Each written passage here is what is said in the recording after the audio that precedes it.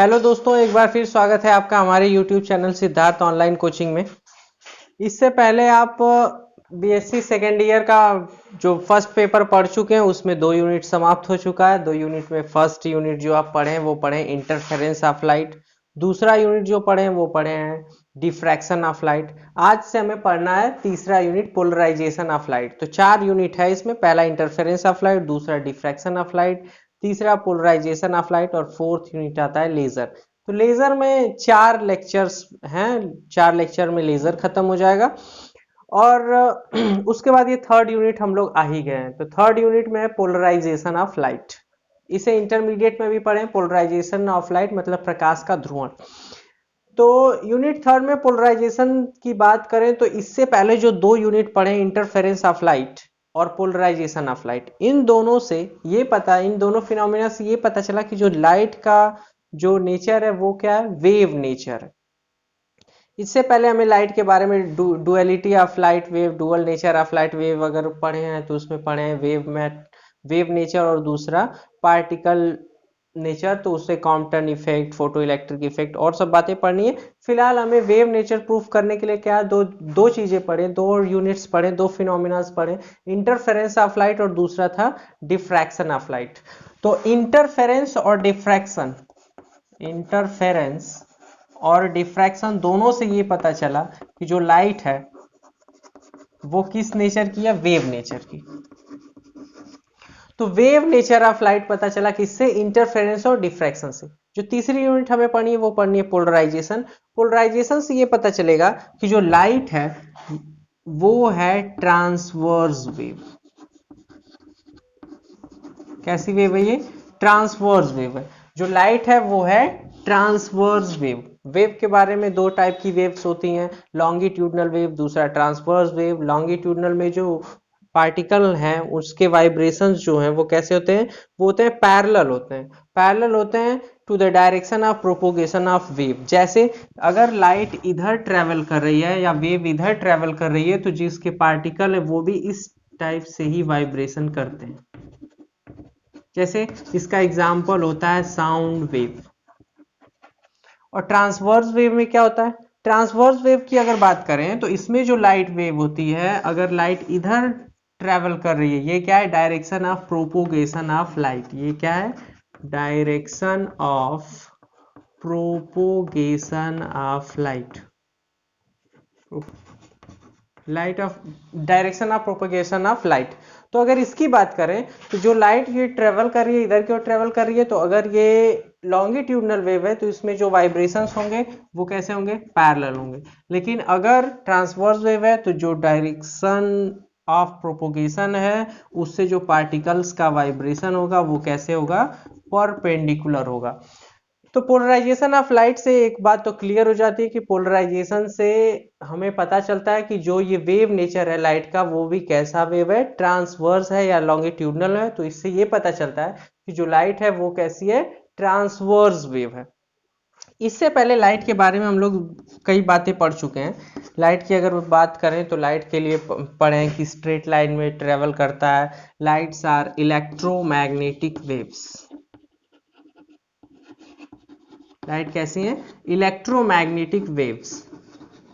दूसरा, लाइट के प्रकाश के संचरण के लिए माध्यम की आवश्यकता नहीं होती। मतलब लाइट को एक पॉइंट से दूसरे पॉइंट तक पहुंचने के लिए मीडियम की आवश्यकता, नो मीडियम रिक्वायर्ड, तो मीडियम की आवश्यकता इसमें नहीं है। और तीसरा, लाइट की जो स्पीड है वो कह सकते हैं 3 × 10⁸ मीटर पर सेकेंड है। तो मीडियम की आवश्यकता नहीं है। इससे पहले ईथर हाइपोथेसिस था, वो सब बहुत सारी संकल्पनाएं दी गई थी। उसके बाद हमें पता चला कि लाइट जो है वो उसके ट्रेवल के लिए, एक स्थान से दूसरे स्थान तक पहुंचने के लिए मीडियम की आवश्यकता नहीं होती। तो मीडियम की आवश्यकता नहीं होती मतलब इसमें पार्टिकल्स का कोई रोल नहीं है। जो लाइट ट्रेवल करेगी वो कैसी ट्रेवल करेगी, इलेक्ट्रिक और मैग्नेटिक फील्ड के फॉर्म में, मतलब इसमें पार्टिकल्स के वाइब्रेशन नहीं होंगे। तो कैसे ट्रेवल होगी उसकी अभी बात करेंगे। फिर लाइट जो है वो कैसी वेव है, इलेक्ट्रोमैग्नेटिक वेव्स है। इलेक्ट्रोमैग्नेटिक वेव में जिसमें इलेक्ट्रिक कंपोनेंट भी रहेंगे और मैग्नेटिक कंपोनेंट भी रहेंगे। और लाइट की जो स्पीड है वो होती है 3 × 10⁸ मीटर पर सेकेंड। तो लाइट के लिए हम लोग बात कर चुके हैं। पोलराइजेशन में हमें क्या पता चलेगा, इंटरफेरेंस और डिफ्रेक्शन से एक बात पता चल गई है कि जो लाइट है वो वेव नेचर में है, और पोलराइजेशन से हमें पता चलेगा कि जो लाइट होती है वो कैसी होती है, ट्रांसवर्स वेव होती है। तो दो टाइप की वेव है, लॉन्गिट्यूडनल और ट्रांसवर्स। तो जो लाइट है वो किस टाइप की वेव है, ट्रांसवर्स। अब इसके बाद लाइट के बारे में हम लोग जानते हैं कि इसके लिए मीडियम की आवश्यकता नहीं होती। ये इलेक्ट्रोमैग्नेटिक वेव्स हैं और इसकी स्पीड है 3 इंटू 10⁸ मीटर पर सेकेंड। जब सेकेंड पेपर पढ़ेंगे इलेक्ट्रोमैग्नेटिक्स तो उसमें फोर्थ यूनिट पढ़ना है हमें इलेक्ट्रोमैग्नेटिक वेव्स, उसमें बहुत सारी बातें करेंगे जिसमें हमें स्पीड ऑफ लाइट सी की वैल्यू मिलती है। सी जो है electric component, amplitude of electric component, और इलेक्ट्रिक फील्ड या एम्पलीट्यूड ऑफ इलेक्ट्रिक फील्ड, और ये हो गया एम्पलीट्यूड ऑफ मैग्नेटिक फील्ड। इन दोनों की वैल्यू होती है, कितनी वैल्यू होती है, ये होती है 3 इंटू 10⁸ मीटर पर सेकेंड। तो इसमें इलेक्ट्रिक फील्ड भी रहेगा और दूसरा मैग्नेटिक फील्ड भी रहेगा। तो इलेक्ट्रिक और मैग्नेटिक फील्ड दोनों रहेंगे। अब उसके बाद बात करते हैं मीडियम की आवश्यकता नहीं होती, क्योंकि ये दोनों इलेक्ट्रिक और मैग्नेटिक फील्ड की वजह से ही ट्रेवल करेंगे, और स्पीड की भी इसकी बात हो गई। तो अगर लाइट प्रोपोगेट कर रही है तो ये किस प्रकार से डायग्राम बनेगा इसका इलेक्ट्रिक और मैग्नेटिक फील्ड की हेल्प से, देखते हैं इसे। सबसे पहले इस प्रकार से कोई कार्टेशियन सिस्टम बना लिया गया। क्या ये 3 एक्सिस बन गए, ये 3 एक्सिस हो गए, ये हो गया एक्स एक्सिस, ये हो गया वाई एक्सिस, और ये तीसरा हो गया इसमें जेड एक्सिस। तो ये हो गया direction of propagation of light.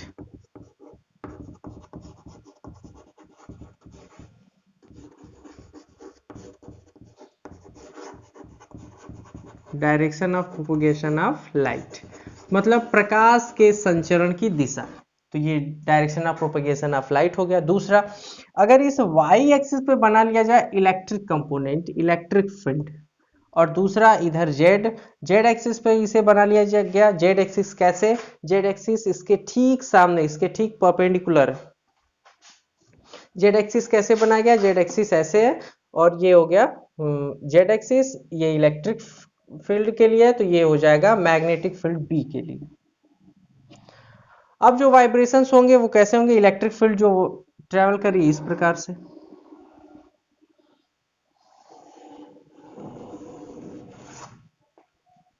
और फिर इसके जो पार्टिकल्स हैं, पार्टिकल्स के वाइब्रेशन इधर हैं।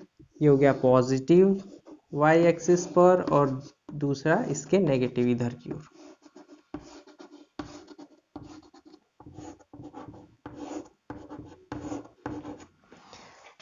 तो इलेक्ट्रिक फील्ड हो गया। दूसरा, इसके ठीक परपेंडिकुलर ही बनेगा मैग्नेटिक फील्ड। मैग्नेटिक फील्ड मतलब इधर की ओर, इधर की ओर मतलब जो पार्टिकल होंगे उनके वाइब्रेशन इधर ऐसे होंगे, फिर अंदर की ओर होंगे, फिर ऐसे इस पर आकर बाहर की ओर होंगे, फिर अंदर की ओर होंगे। इसे बनाने के लिए क्या किया जाए, इस टाइप से मान लिया गया, बना लिया गया।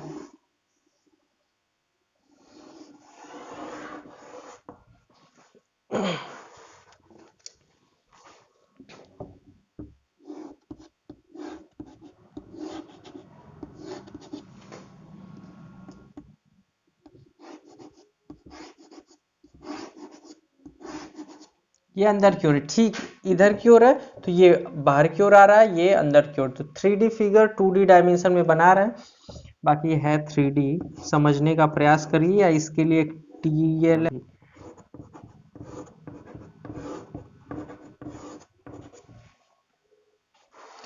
मान लिया गया।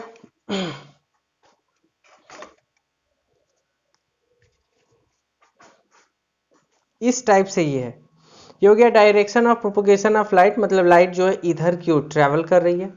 ये ई बन गया इलेक्ट्रिक फील्ड, वाई एक्सिस पे बना लिया गया इलेक्ट्रिक फील्ड, तो ये इलेक्ट्रिक फील्ड के लिए इस टाइप से बना लिया गया। ये इलेक्ट्रिक फील्ड के लिए बना लिया गया। तो इलेक्ट्रिक फील्ड इस प्रकार से दिखाया गया, इसे रिप्रेजेंट कर दिया गया। ये हो गया एक्स एक्सिस, एक्स एक्सिस हो गया direction of propagation of light, और ये हो गया इलेक्ट्रिक फील्ड। दूसरा इसके लिए है ये मैग्नेटिक फील्ड। तो मैग्नेटिक फील्ड की बात करें तो मैग्नेटिक फील्ड इस पे ठीक परपेंडिकुलर होगा। तो परपेंडिकुलर अगर बनाए इसे, तो इधर की ओर सामने की ओर बना रहे हैं।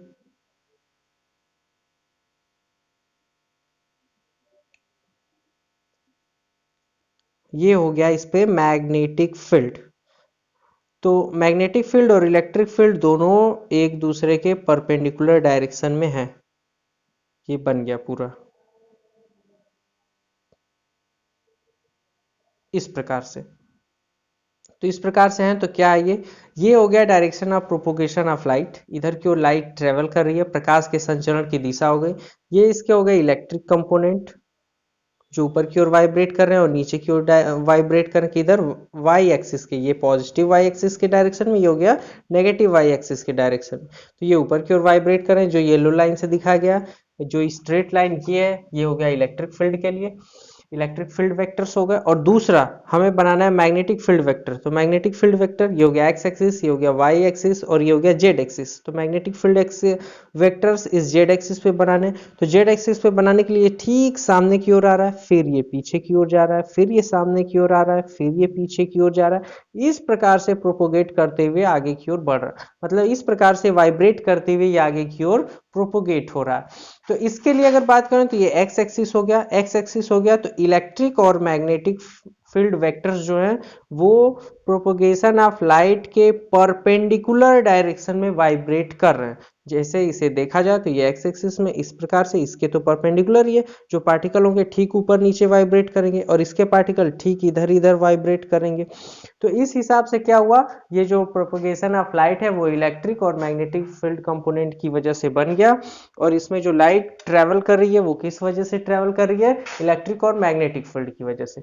तो अगर हम लोग सी की बात करें तो सी के लिए हमें एक एक्सप्रेशन मिलता है जो सेकेंड पेपर के 4th यूनिट में हमें पढ़ना भी है, इलेक्ट्रोमैग्नेटिक वेव्स में 4 यूनिट में। तो इसकी वैल्यू की बात करें सी, तो ये क्या है, एम्पलीट्यूड ऑफ इलेक्ट्रिक फील्ड और ये हो गया एम्पलीट्यूड ऑफ मैग्नेटिक फील्ड। दोनों की बात करें तो इसकी वैल्यू 3 × 10⁸ मीटर पर सेकेंड। तो ये बहुत ज्यादा वैल्यू है। तो इसकी वैल्यू कितनी हुई 3 और 10⁸, मतलब 1 2 3 4 5 6 7 8। इस हिसाब से इसे पढ़ें तो ये बहुत ज़्यादा वैल्यू है, मतलब इसका जो न्यूमरेटर है इसकी वैल्यू क्या है, नेग्लिजिबल है। ई नॉट की value very very greater than B naught. तो हम लोग क्या करेंगे, बी नॉट को निग्लेक्ट करें और केवल बात करेंगे यहाँ पे इलेक्ट्रिक फील्ड वेक्टर्स। पूरे टॉपिक में हमें बात करना है किसके बारे में, इलेक्ट्रिक फील्ड वेक्टर्स के बारे में। जो पोलराइजेशन होगा उसमें पूरा का पूरा टॉपिक इस पे डिपेंड करेगा, पूरी की पूरी बातें जो होंगी वो होंगी इलेक्ट्रिक फील्ड वेक्टर्स पे, क्योंकि सबसे ज़्यादा जो इफेक्टिव है यही है, क्योंकि इसी की वैल्यू से सब वैल्यूज या इसकी वैल्यू सबसे ज़्यादा इफेक्टेड हो रही है, इसकी वैल्यू बहुत ज़्यादा है नॉट की, तो इसे इलेक्ट्रिक फील्ड वेक्टर्स को ही कंसीडर किया जाएगा और आगे की बातें होंगी। तो हमें पहला चैप्टर पढ़ना है polarisation of light. Polarisation of light होता क्या है, तो सबसे पहले बात करें तो हमारे पास जो लाइट होती है, लाइट में जो लाइट्स के वाइब्रेशंस होते हैं वो परपेंडिकुलर डायरेक्शन, जिधर लाइट ट्रेवल करती है उसके परपेंडिकुलर डायरेक्शन में हमेशा होते रहते हैं। तो अगर बात करें, मान लिया गया ये कोई बल्ब है, बल्ब लगा हुआ है ऊपर की ओर,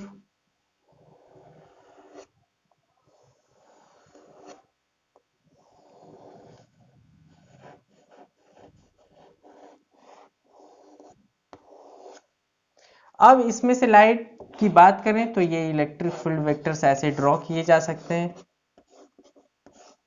ये क्या है, सभी दिशाओं में लाइट को एमिट करना।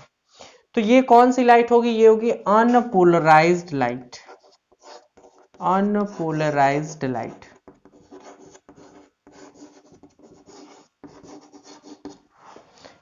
अनपोलराइज्ड लाइट, अब अनपोलराइज्ड लाइट क्या होगी, तो ऐसी लाइट जिसमें डायरेक्शन ऑफ प्रोपोगेशन के परपेंडिकुलर सभी डायरेक्शन में अगर पार्टिकल्स वाइब्रेट करते हो तो उस लाइट को कहा जाएगा अनपोलराइज्ड लाइट। तो अनपोलराइज्ड लाइट की बात करें तो मान लिया गया अगर कोई लाइट इधर प्रोपोगेट कर रही है तो इसके वाइब्रेशंस किधर होंगे, इस पार्टिकल के वाइब्रेशंस ऊपर नीचे हो सकते हैं, इधर इधर हो सकते हैं, इधर उधर हो सकते हैं, और ये सामने और आगे और पीछे भी हो सकते हैं। तो इसे भी बना सकते हैं, इसे डॉटेड लाइन से दिखाया जा सकता है। जैसे अगर यही है मान लिया गया, ये हो गया, तो इस पर अगर इलेक्ट्रिक फील्ड के लिए कंपोनेंट्स ड्रॉ करें तो इधर एरो से बनाया जा सकता है। लाइट इधर प्रोपोगेट कर रही है, लाइट इधर प्रोपोगेट कर रही है, तो जो वाइब्रेशंस है वो कैसे हो सकते हैं, ऊपर नीचे हो सकते हैं, इधर इस टाइप से हो सकते हैं, इस टाइप से हो सकते हैं, वाइब्रेशन इस टाइप से हो सकते हैं, तो सभी डायरेक्शंस में वाइब्रेशन हो सकते हैं।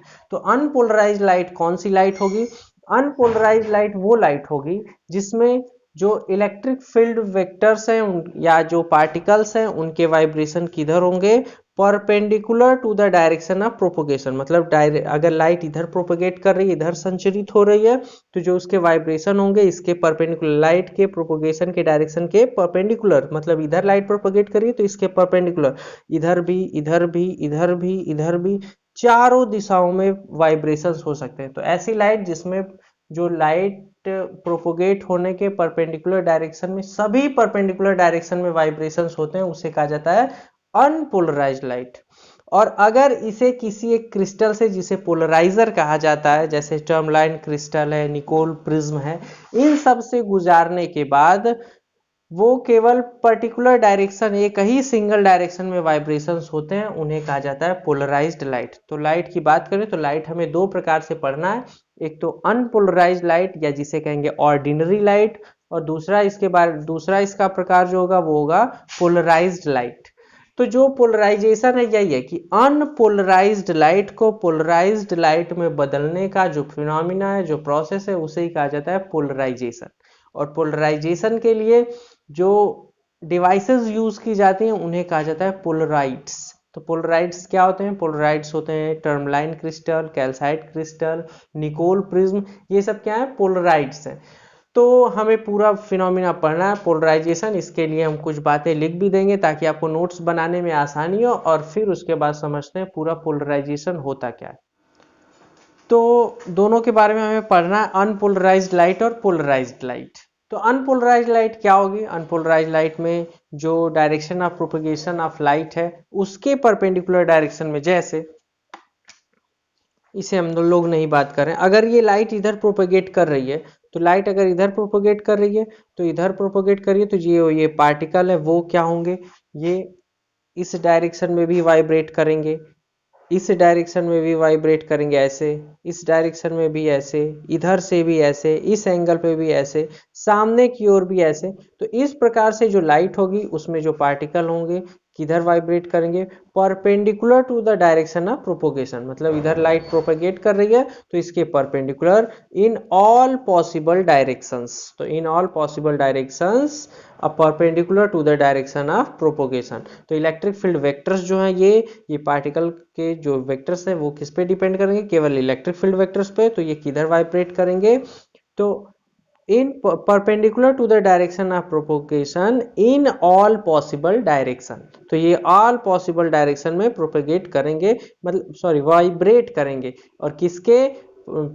Perpendicular to the propagation of light. जो लिख भी दिया गया, the light in which vibrations of electric field vectors are in all possible directions perpendicular to the direction of perpendicular to the propagation of light. तो light अगर इधर propagate करिए तो जो वाइब्रेशन है पार्टिकल के वो किधर होंगे? इसके परपेंडिकुलर ऑल पॉसिबल डायरेक्शन में लाइट जो है वो प्रोपेगेट करेगी।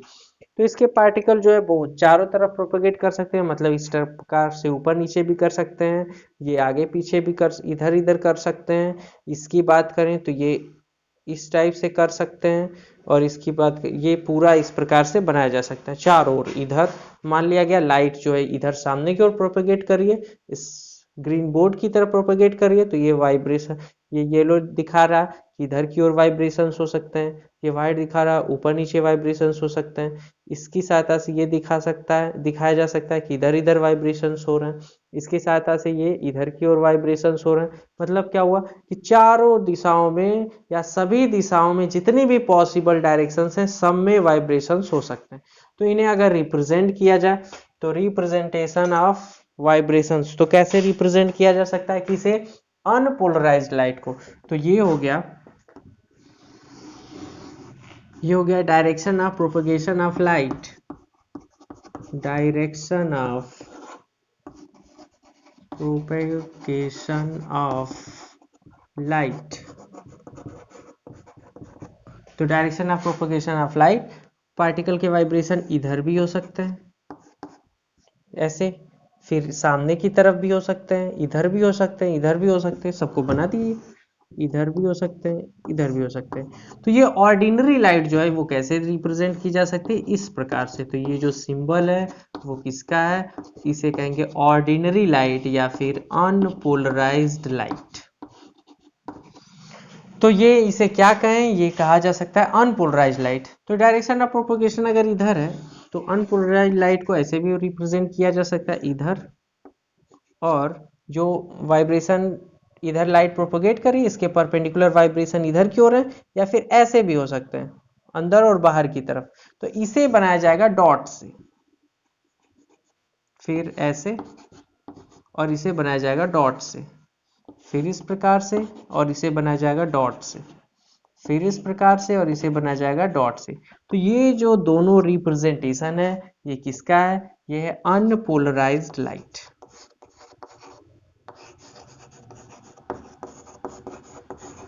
ये हो गया अनपोलराइज्ड लाइट, हो गया ये अनपोलराइज्ड लाइट। तो एग्जाम में अगर आता है तो क्या लिखना है हमें, the light in which vibrations of electric field vectors are in all possible direction perpendicular to the propagation of light, comma called the unpolarised light. एक पेपर में लिखना होगा तो आप एक लाइन बेसी लिखें, ये कॉल्ड द अनपोलराइज्ड लाइट। अब इसके लिए वाइब्रेशंस कैसे होंगे, ऑल पॉसिबल डायरेक्शन में to the perpendicular to the direction of propagation of light. तो ये सब कैसे हैं, परपेंडिकुलर है, क्योंकि ये दिख नहीं रहा, ये लग रहा होगा कि इतने एंगल पे है, लेकिन लाइट इधर ट्रेवल करिए और ये ऐसे बना हुआ है, या फिर ऐसे बनेगा, या फिर ऐसे बनेगा, तो इसे रिप्रेजेंट किया गया। ये है, ये सभी जो वाइब्रेशंस हैं वो किधर है, perpendicular to the direction of propagation of light. तो ये हो गया अनपोलराइज्ड लाइट को रिप्रेजेंट करने का तरीका। दूसरा हमें बात करनी है अब polarised light.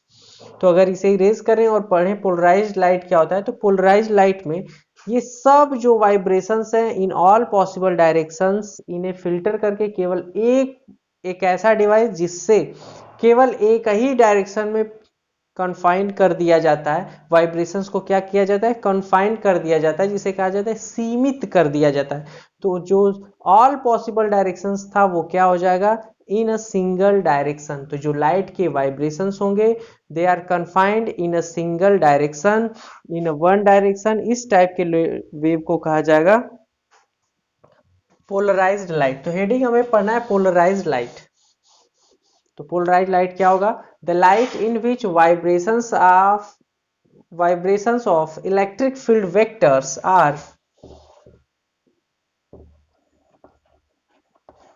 confined in a particular direction, in a particular direction, in a particular direction. तो एक निश्चित दिशा में अगर इन्हें सीमित कर दिया जाए तो उस टाइप की लाइट को क्या कहा जाएगा, पोलराइज्ड लाइट। पूरी अगर डेफिनेशन की बात करें तो फिर से क्या लिख सकते हैं, the light in which vibrations of electric field vectors are confined in a particular direction perpendicular to the direction of propagation of light are called polarised light. तो पोलराइज्ड लाइट कैसे बनेंगे, ये तो अनपोलराइज्ड लाइट बन गया था, इसके नीचे हम बना दे रहे हैं पोलराइज्ड लाइट। तो पोलराइज्ड लाइट के लिए भी इधर अगर बात करें तो इधर क्या है, इधर है direction of propagation of light. जो लाइट के संचरण की दिशा है, लाइट उधर ही प्रोपगेट करेगी, लाइट उधर ही संचरित होगी, उधर ही आगे बढ़ेगी। तो जो पार्टिकल के वाइब्रेशंस क्या होंगे, जो इलेक्ट्रिक फील्ड जो कंपोनेंट्स हैं वो क्या होंगे, इलेक्ट्रिक फील्ड जो वेक्टर्स हैं अगर उनकी बात करें तो इलेक्ट्रिक फील्ड जो वेक्टर्स हैं उनके वाइब्रेशंस किधर की ओर होंगे, perpendicular only in one direction, क्योंकि उन्हें एक ही डायरेक्शन में सीमित भी कर दिया गया। तो only in one direction perpendicular to the propagation of light. तो लाइट अगर इधर है तो इसके परपेंडिकुलर ये इधर की ओर वाइब्रेट करेंगे।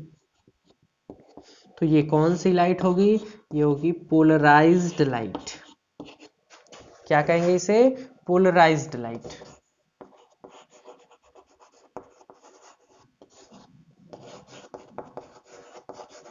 ये जिधर भी वाइब्रेशंस होंगे केवल एक ही डायरेक्शन में होंगे। अगर लाइट जो है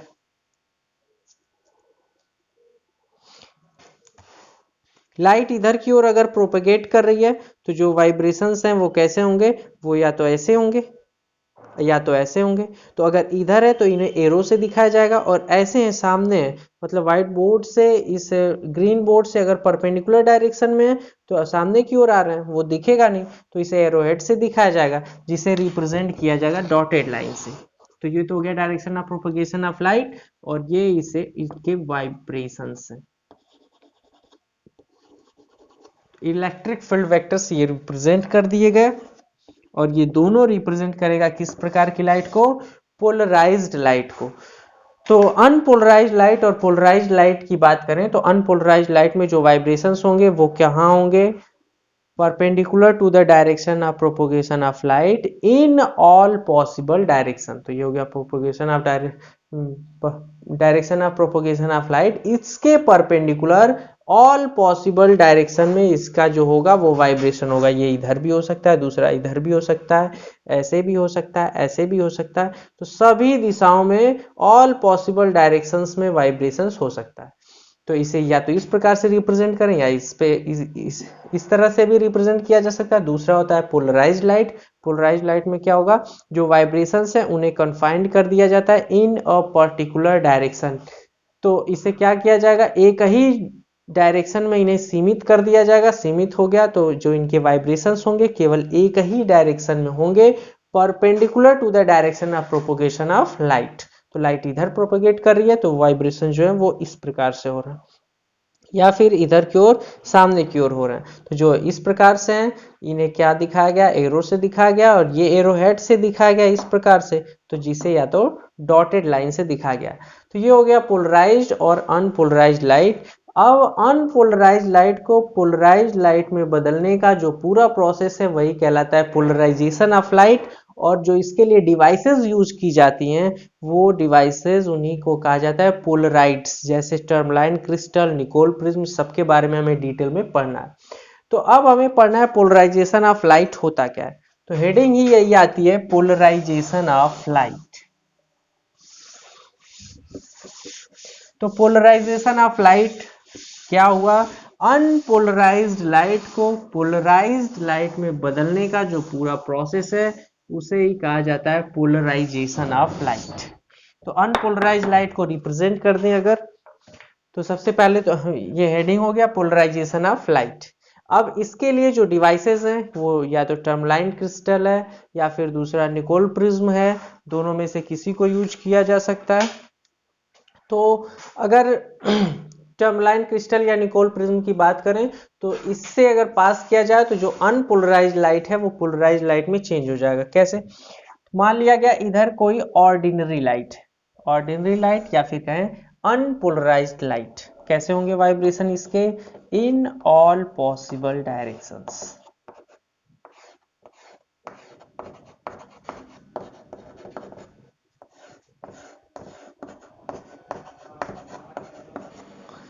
इसे क्या किया गया? एक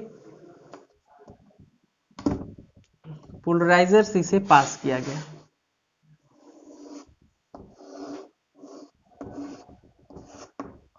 अब इससे पास होने के बाद ये किस में बदल जाएगा? पोलराइज्ड लाइट में। पोलराइज्ड लाइट कैसा होगा? जिसमें वाइब्रेशंस केवल एक डायरेक्शन में होंगे। मान लिया गया ये सभी प्रकार के ये इस प्रकार से वाइब्रेशंस थे, एक इधर था, एक इधर था, दूसरा इस प्रकार से था, तीसरा इधर है और चौथा, ये सब एक दूसरे के परपेंडिकुलर है।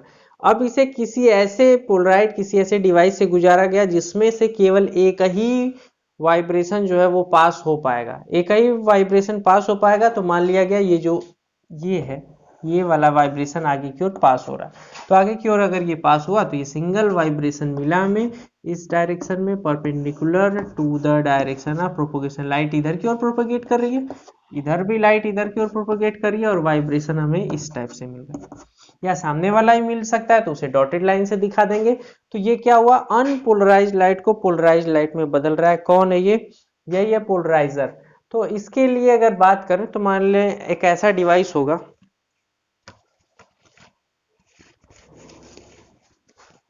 ये या तो टर्मलाइन क्रिस्टल है या कुछ भी है, तो टर्मलाइन क्रिस्टल ही मान लिया जा रहा है। तो इस प्रकार से ये टर्मलाइन क्रिस्टल है।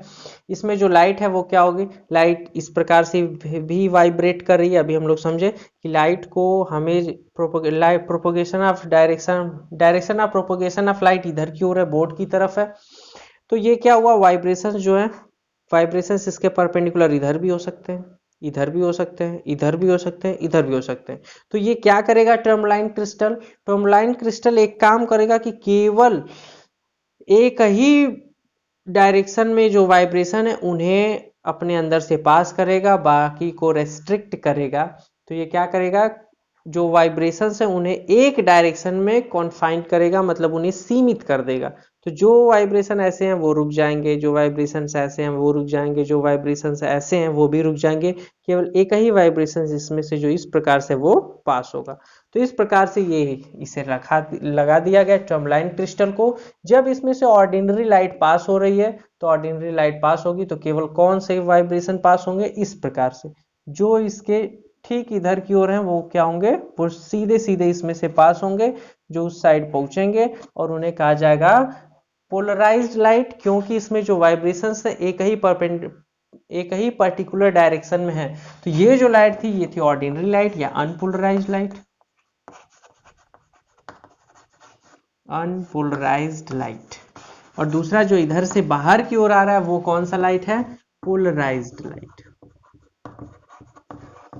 किससे, कैसे, किस प्रोसेस से ये मिला हमें, ये हुआ टर्मलाइन क्रिस्टल से पास करने पर। टर्मलाइन क्रिस्टल से पास करने पे जो लाइट हो रही है, जो वो क्या कर रहा है, अनपोलराइज्ड लाइट को पोलराइज्ड लाइट में बदल दे रहा है। और ये पूरा का पूरा प्रोसेस कहा जाता है पोलराइजेशन ऑफ लाइट। और इसके वजह से हम अनपोलराइज्ड लाइट को पोलराइज्ड लाइट में बदल दे रहे हैं। क्यों, क्योंकि ये इस प्रकार के मान लीजिए टर्मलाइन क्रिस्टल है, इसमें जो वाइब्रेशंस ऑर्डिनरी लाइट है, ऑर्डिनरी लाइट में ऑल पॉसिबल डायरेक्शंस में, इधर भी, इधर भी, इधर भी, इधर भी, सभी डायरेक्शंस में परपेंडिकुलर, मतलब जिधर लाइट ट्रेवल करी उसके परपेंडिकुलर सभी डायरेक्शंस में वाइब्रेशंस हो रहे हैं। तो केवल ये क्या करेगा, केवल एक ही डायरेक्शन में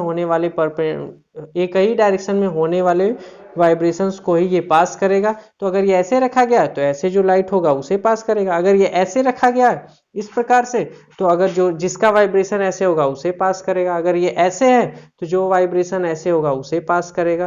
तो इस प्रकार से ये क्या होगा कि अगर ये पोलराइजर रखा गया है तो ऑर्डिनरी लाइट या अनपोलराइज्ड लाइट के सामने अगर इसे रखा जाएगा तो केवल ये एक ही डायरेक्शन में वाइब्रेशंस को पास करेगा। अगर इसे रोटेट किया जाए तब भी ये वाइब्रेशन मिलेगा। अब वाइब्रेशन जो ऐसे मिल रहा था सीधे, वो कैसे मिलेगा, ऐसे मिलेगा। फिर अगर ऐसे कर दिया जाए तो वाइब्रेशन ऐसे मिलेंगे।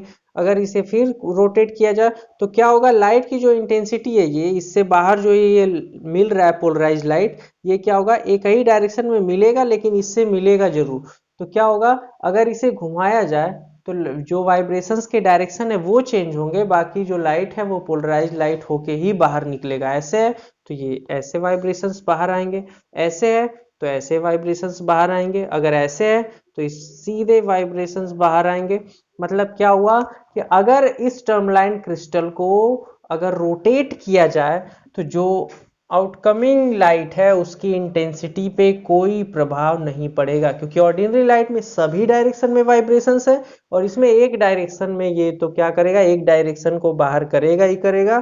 तो एक डायरेक्शन में वाइब्रेशन मिल जाएगा, मतलब ये जो पोलराइजर है, ये टर्मलाइन क्रिस्टल है, ये क्या करेगा, जो चारों ओर वाइब्रेशंस हो रहे थे उनमें से केवल एक पर्टिकुलर डायरेक्शन में वाइब्रेशन को बाहर करेगा, मतलब इसे एक डायरेक्शन में बाहर जाने देगा। तो हमें कौन सा लाइट मिल जाएगा, एक सिंगल डायरेक्शन में जो लाइट मिलता है उसे कहा जाता है पोलराइज्ड लाइट।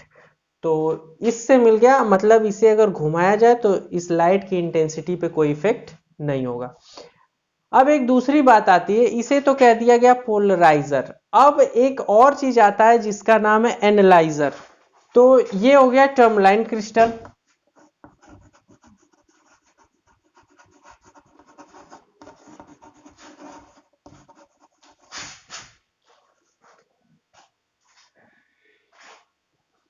तो ये हो गया टर्मलाइन क्रिस्टल। टर्मलाइन क्रिस्टल से ये पास हुआ, हमें क्या हुआ, अनपोलराइज लाइट को हम लोग बदल दिए पोलराइज लाइट में। एक दूसरे डिवाइस का भी जिक्र होता है, एनालाइजर। What are analyser? तो एनालाइजर जो होते हैं वो यूज किए जाते हैं ये जानने के लिए जो लाइट एमिट हो रही है, जो लाइट हमें मिल रही है, वो पोलराइज्ड लाइट है कि अनपोलराइज्ड लाइट है। तो दूसरा, अगर एनालाइजर की बात करें तो इन पोलराइड या टर्मलाइन क्रिस्टल को भी ही एनालाइजर के तरह यूज किया जा सकता है। तो अगर एक और टर्मलाइन क्रिस्टल आगे लगा दिया जाए, तो यहां मान लिया गया एक टर्मलाइन क्रिस्टल लगा दिया गया, तो टर्मलाइन क्रिस्टल ये लगा दिए।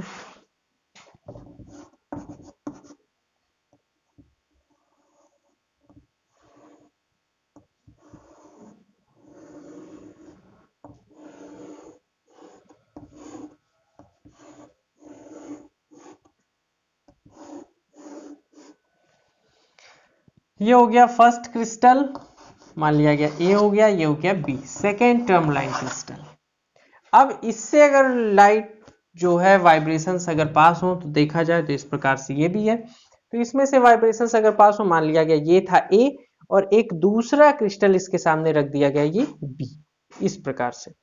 तो जो वाइब्रेशंस इसमें से पास हो रहे थे, अगर ये सीधे इसी डायरेक्शन में अगर आगे की ओर पास होंगे और सामने जो ये हमें दूसरा वाला ये मिल रहा है, ये वाइब्रेशंस पास हो गए, ये यहाँ आ गए, तो ये वाइब्रेशन अगर ऐसे होंगे तो ये इसमें से निकल जाएगा। तो लाइट की इंटेंसिटी जितनी इसमें फर्स्ट ए वाले में से जितनी मिल रही थी उतना ही बी वाले में से मिलेगी।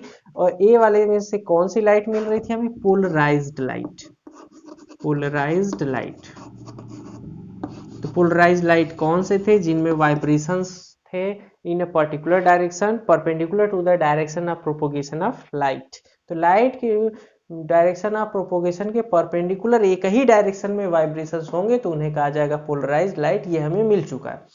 तो इसमें से लाइट जो ऑर्डिनरी लाइट पास हुई, इस वाले में से ऑर्डिनरी लाइट पास हुई जिसमें वाइब्रेशन सभी डायरेक्शन में थे, तो ये एक कंपोनेंट इसका पास होके आगे की ओर पहुंचा, मतलब ये कौन सा लाइट हो गया? ये हो गया पोलराइज्ड लाइट। अब ये पोलराइज्ड लाइट पास होगा इस वाले क्रिस्टल से, तो अगर इसके वाइब्रेशन ठीक ऐसे होते हैं तब तो ये इसमें से निकल जाएगा। मतलब क्या होगा? इसकी इंटेंसिटी होगी मैक्सिमम। जितनी ये लाइट की इंटेंसिटी इन सब की थी पोलराइज लाइट की, उतनी इंटेंसिटी की लाइट हमें यहां मिल जाएगी इस प्रकार से। अब क्या किया गया कि जो वाइब्रेशंस हैं वो इस प्रकार से आ रहे हैं, ए को हटा दिए, ए को मान लिया गया ये लगा हुआ है, इसमें से जो पास होकर लाइट मिल रही है वो कौन सी लाइट मिल रही है? Polarised light. अब पोलराइज्ड लाइट के बाद इस बी को लगा दिया गया, तो ये पोलराइज्ड लाइट आ रही है, इसमें से पहुंच रही है, तो मैक्सिमम इंटेंसिटी मिल रहा है जब ये दोनों एक दूसरे के पैरेलल प्लेस किए गए। अब उसके बाद इसके डायरेक्शन को थोड़ा थोड़ा अगर चेंज किया जाए, ये ऐसे कर दिया गया, तो इसमें से जो लाइट होगी, लाइट कंपोनेंट होंगे, वो कुछ कम अमाउंट में पास होंगे, कुछ कम इसका मात्रा घट जाएगी, तो जो लाइट की इंटेंसिटी इधर बाहर होने वाली वो भी घट जाएगी। इस प्रकार से क्या था? मैक्सिमम इंटेंसिटी मिल रहा था। अब क्या होगा कि थोड़ी सी इंटेंसिटी घट गई, थोड़ा और घुमाए तो इसकी इंटेंसिटी और घट गई, थोड़ा और घुमाए तो इसकी इंटेंसिटी और घट गई। और जब इसे एक दूसरे को इस प्रकार से परपेंडिकुलर प्लेस कर दिया गया, तब क्या हुआ? इसमें से ये कंपोनेंट पास ही नहीं हो पा रहा है, तो ये लाइट की इंटेंसिटी क्या हो गई? जीरो इंटेंसिटी हो गई। मतलब लाइट जो है वो कुछ भी नहीं पहुंच पा रही है। तो इस कंडीशन को अगर ड्रॉ करें तो ड्रॉ कर सकते हैं इस प्रकार से। ये हो गया ऑर्डिनरी लाइट, इसे फर्स्ट टर्मलाइन क्रिस्टल ए से पास किया गया, तो ए से पास करने के बाद यहां से हमें मिलता है पोलराइज्ड लाइट या अनपोलराइज्ड लाइट। यहां से हमें कौन सी लाइट मिली? Polarised light.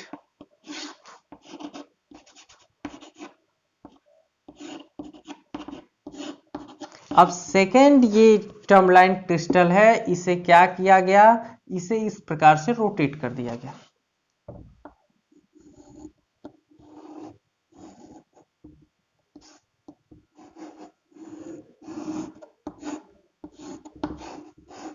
इस प्रकार से रोटेट कर दिया गया, तो ये यहाँ क्या हुआ? जीरो इंटेंसिटी, लाइट जो है वो पास ही नहीं हो रही है, तो लाइट की इंटेंसिटी कितनी है?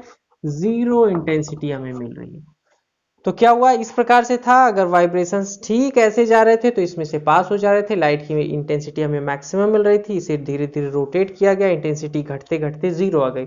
अगर इसे फर्दर रोटेट किया जाए इस प्रकार से तो अब लाइट की इंटेंसिटी धीरे धीरे बढ़ेगी और रोटेट करते करते ये इसे हो गया, फिर इसकी लाइट की इंटेंसिटी क्या हो गई, मैक्सिमम हो गई। तो ये जो सेकेंड वाला क्रिस्टल है, टर्मलाइन क्रिस्टल है बी, इसका उपयोग किस लिए किया जा सकता है, लाइट को चेक करने के लिए कि लाइट पोलराइज्ड लाइट है कि अनपोलराइज्ड लाइट है। क्या मतलब, अगर इसे इस प्रकार से रखा गया, किसी भी टर्मलाइन क्रिस्टल को ऐसे रखा गया और अगर इसे रोटेट किया जा रहा है, अगर लाइट की इंटेंसिटी में कोई इफेक्ट नहीं पड़ रहा है, जो लाइट हमें मिल रही है वो मिल रही है, तो जो लाइट इस पे इंसिडेंट हो रही है वो कौन सी लाइट हुई, वही ऑर्डिनरी लाइट या अनपोलराइज्ड लाइट, क्योंकि उसके वाइब्रेशन सभी पॉसिबल डायरेक्शंस में हैं, जिसकी वजह से इसे रोटेट करने के बावजूद कोई ना कोई वाइब्रेशंस इसमें फिट हो जा रहे हैं, वो बाहर निकल जा रहे हैं और एक पर्टिकुलर एक डायरेक्शन में हमें वाइब्रेशंस मिल जा रहे हैं।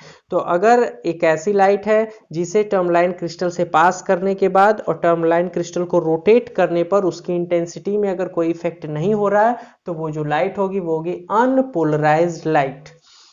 और अगर दूसरा इसमें क्या किया जाए, अगर ये पोलराइज्ड लाइट होगी तो जब इसे रोटेट किया जाएगा तो इसकी इंटेंसिटी ग्रेजुअली धीरे धीरे क्या होगी, कम होगी, और फिर जब ये परपेंडिकुलर डायरेक्शन में हो जाएगा तो इसकी इंटेंसिटी हो जाएगी जीरो। जो लाइट इंसिडेंट हो रही है, जो लाइट हमें बाहर मिल रही है, उसकी इंटेंसिटी हो जाएगी जीरो, और फिर उसे अगर रोटेट किया जा रहा है, लगातार किया जा रहा है, तो फिर उसकी इंटेंसिटी धीरे धीरे बढ़ती है और फिर एक पॉइंट पे हो जाती है मैक्सिमम। तो इसका यूज क्या है, इसे एनालाइजर की तरह भी यूज किया जा सकता है। तो इसका दूसरा नाम क्या कहा जा सकता है, जो पोलराइजर है या जो पोलराइड्स हैं उन्हें किस तरह से यूज किया जा सकता है, एनालाइजर की तरह भी यूज किया जा सकता है। तो एज अ पोलराइजर भी यूज किया जा सकता है और एज अ एनालाइजर भी यूज किया जा सकता है। ये है पूरी कहानी। तो अनपोलराइज लाइट हो गया, पोलराइज लाइट हो गया, इन्हें अनपोलराइज लाइट को पोलराइज लाइट में बदलने का जो पूरा फिनोमिना है उसे कहा जाता है पोलराइजेशन। और जिनकी सहायता से ये पोलराइजेशन प्रोसेस किया जाता है उन्हें कहा जाता है पोलराइड्स। तो ये टर्मलाइन क्रिस्टल है, निकोल प्रिज्म है और भी चीजें। तो अब उसके बाद ये खत्म हुआ पोलराइड।